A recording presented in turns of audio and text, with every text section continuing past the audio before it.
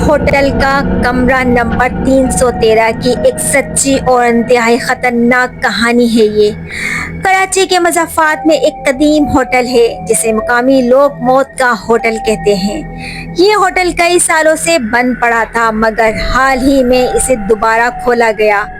اس کی دیواریں ٹوٹی ہوئی، سیڑھیاں ٹوٹی ہوئی اور کھڑکیاں بوسیدہ، جیسے گزرتے وقت کا حولیہ بیان کر رہی ہوں۔ اس ہوٹل کے ایک کمرے کے متعلق خوفناک جمع دینے والی کہانیاں زبان عام تھیں۔ کمرہ نمبر 313۔ ایک رات جب لاہور کا رہائشی سلمان 2019 کاروبار کے سلسلے میں کراچی آیا، شہر کے تمام تر ہوٹل بھرے ہوئے تھے۔ بالآخر اسے اسی بدنام زمانہ ہوٹل میں پناہ لینی پڑی۔ استقبالیہ پر موجود مینیجر نے اسے کمرہ نمبر دینے سے ہچکچانا چاہا۔ بھائی وہ کمرہ ٹھیک نہیں ہے، ہم عام طور پر کسی کو نہیں دیتے۔ 313 کمرہ نمبر 313۔ مینیجر نے اسے منع کر دیا لیکن مینیجر نے بہت منع کیا اسے، لیکن سلمان نہیں مانا۔ یہ سب کہانیاں جھوٹی ہوتی ہیں، بھوت کچھ نہیں ہوتے، یہ فلمی ڈراموں ہی کے کھیل ہیں، حقیقت میں نہیں ہیں۔ سلمان کو کیا خبر تھی کہ کمرہ نمبر 313 اس کی زندگی کی آخری رات بن جائے گا۔ پہلا گھنٹہ، رات کے سائے گہرے ہوتے گئے۔ رات کے 12 بجے کا وقت تھا۔ سلمان نے کمرے کی روشنی گل کی اور بستر پر لیٹ گیا۔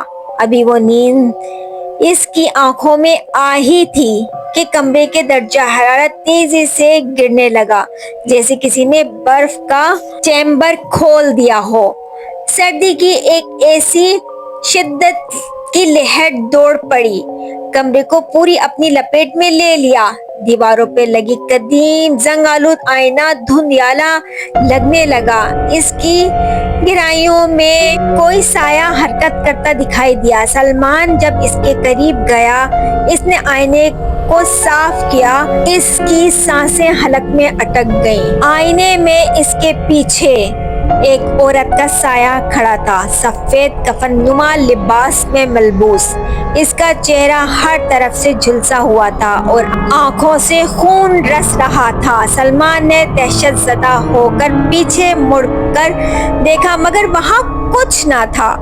اس نے دوبارہ آئینے کی طرف دیکھا، عورت کا سایہ اب اور اس کے قریب آ چکا تھا۔ اس کی جلی ہوئی آنکھیں سلمان کو گھور رہی تھیں۔ یکدم ایک زوردار چیخ گونجی اور آئینے ٹکڑے ٹکڑے ہو کر بکھر گیا۔ یکدم ایک آواز پورے کمرے میں گونجی۔ سلمان نے وحشت کے عالم میں دروازے کی طرف بھاگنا چاہا مگر دروازہ اندر سے بند تھا۔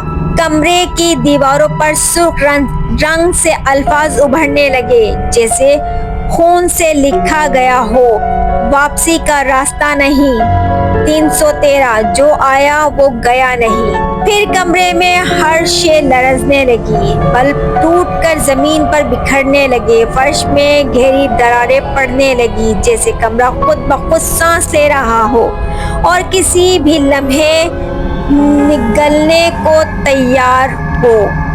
گندگی اور سڑے ہوئے گوشت کی بو پھیل گئی اور ایک گہری وحشت قہقہے فضا میں گونج اٹھے۔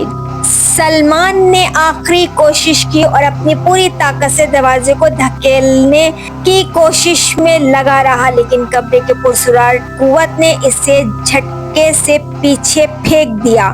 اس کے بعد ایک کربناک چیخ سنائی دی اور پھر خاموشی چھا گئی۔ اگلی صبح ایک خوفناک انجام جب ہوٹل کے عملے نے کمرہ نمبر 313 کو دستک دی تو وہ نہیں کھل پایا، اور جب اس کو کھولا گیا تب لرزا دینے والا منظر ان کا انتظار کر رہا تھا۔ سلمان کی لاش فرش پر پڑی تھی، اس کی آنکھیں پھٹی ہوئی تھیں، جیسے اس نے مرتے وقت کوئی انتہائی خطرناک چیز دیکھی ہو۔ اس کے ناخن زمین میں گڑے ہوئے تھے، جیسے وہ اپنی جان بچانے کی کوشش کر رہا ہو۔ بس پھر کیا تھا؟ 313 نمبر کمرے کو مستقل طور پر بند کر دیا گیا، لیکن لوگ کہتے ہیں کہ جب رات کو اس ہوٹل کے قریب سے گزرتے ہیں تو ایک جلی ہوئی عورت کی لرزا دینے والی آوازیں سنائی دیتی ہیں۔